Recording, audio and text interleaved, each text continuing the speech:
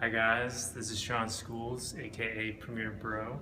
We're here, Christine Steele of Steele Pictures, producer, editor, and recently director.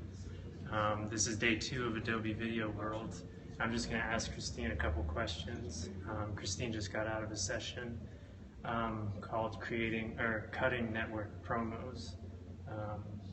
One question I wanted to ask you was, you separate the message from the theme when editing a promo. What's the differences between the theme and the message, particularly what you want the audience to understand? That's a great question. The difference for me, when I refer to the message, I mean by that the actual information you're trying to get across to the viewer. And in a network promo, that might be the day, date, and time of the event or the show that's being promoted. If it's the case of an organization or a nonprofit or a business or a particular person selling something, or it's a promotional for a product, then the information is about the product, about the facts behind why you'd want it. That's the message. In other words, it has to be very clear. Exactly. And if it's not clear, then you are not making a promotional piece. Right. And then the theme is something I apply when I'm doing any kind of storytelling of any length, but it's basically identifying certain universal human truths that will speak to anybody, anywhere in the world, any age, any gender, any ethnicity, it doesn't matter. It's what we as human beings all identify with because we all experience those shared things. And yes, emotions are some of those things: love, fear, jealousy, but also sibling rivalry, desire for parental approval, anybody feeling this? etc. Yeah. So these universal truths, one of the things I enjoy about being an editor, and I assume this is the case with you, is editors have to collect these human emotions. Mm-hmm. We have to be observers of these universal truths. Any tips on how does an editor collect these things? Like, these universal truths are all around us, and we kind of take advantage of them, but we really have to articulate them when we're editing. Anything like how can editors be more attuned to these universal truths? That's a really interesting thing. I think part of it is allowing yourself to go philosophically deeper than the top level emotional things we experience. Because, okay, we get anger, all right, we get jealousy, we get love, sex, death, birth, these really big things. What is important, I think, is to start looking for the more subtle underlying things that result not just from emotion, but from experience. When you think about, okay, jealousy, all right, that's great, but it's more interesting if you explore visually and in your sound bites the concept of fairness, or the concept of desire, or the concept of haves and have-nots, or lack and wholeness. It's about taking some of those higher level ones you can nail instantly and thinking about it's sort of like that's the hub, and thinking about the spokes and what other human experiences are the result or connected to some of the big ones. Right. And just again, this is John Schools, Premier Bro, and this is Christine Steele. Any questions, please send them. Premier Pro related questions would be 2 thumbs up here.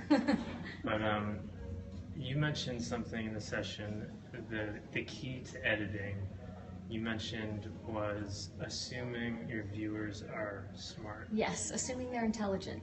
Now, that doesn't mean you can skip the part about making the message clear.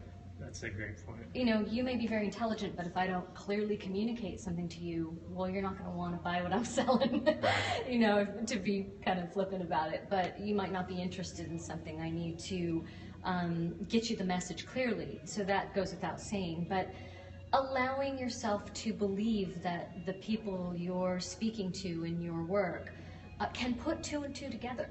That they actually don't need everything laid out A to Z, that you can actually give them A, B, and then S and T, and then come back to CD and E, and that they're really going to put it all together as long as you give them the basic parts. And it's more fun, it's more intriguing, and people feel good when there's something that they got themselves. They figured it out. They have an ownership in the So riding that line between spelling it all out really obviously when you need to, and allowing people to put some of the pieces together so that they're intrigued, so that there's a little bit of, not necessarily mystery, but intrigue. And I feel like even on a cut-to-cut thing, this is something that differentiates beginners from really seasoned editors. Is, we've all seen student films where it's like he gets out of bed, he walks down the hall, he opens the fridge, pulls a drink out. Whereas, again, speaking on a cut-to-cut level, seasoned editors are able to tell the story, with fewer cuts.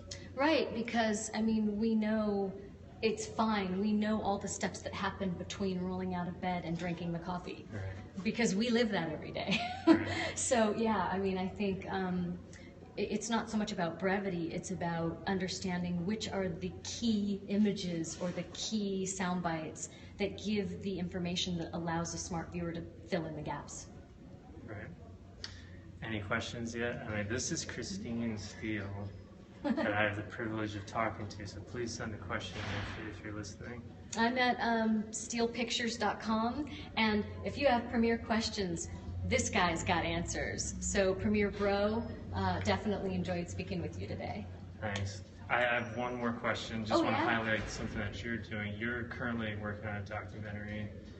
I'll let you introduce its title and its scope, and I don't know when it's coming out, but I would love to see it. Is that something you can share? Sure. I'm working with my co-directing partner, Alicia Bronze of Free Flying Films, and she and I were commissioned by Art by Maloney, a man named Steve Maloney, and Light Horse Legacy, which is a nonprofit, to create a documentary film called Take Me Home Huey. And Take Me Home Huey is exploring the creation of a transformed Bell Huey helicopter from the Vietnam War. And it's drawing analogies between its healing and transformation with the lives in healing and transformation of Vietnam War veterans who flew, worked on, and served with these air ambulances and air taxis during the Vietnam War. So that website is takemehomehuey.org. And just lastly, I would be remiss not to ask, this is obviously being cut on which channel? Oh yeah, this is all Creative Cloud applications. Our hub is Premiere Pro, of course. A lot of Photoshop, a lot of After Effects, some Audition to fix some of the crazy airplane flying by and wind noise, and definitely using After Effects for the animated segments, and exporting it all and packaging it up with Adobe Media Encoder. So we're using all the video apps. That's a great summary. Well, again, this is Christine Steele of Steele Pictures. Definitely check out takemehomehuey.org. And thank you for joining us. Thanks. Signing off from Adobe Video World Day 2.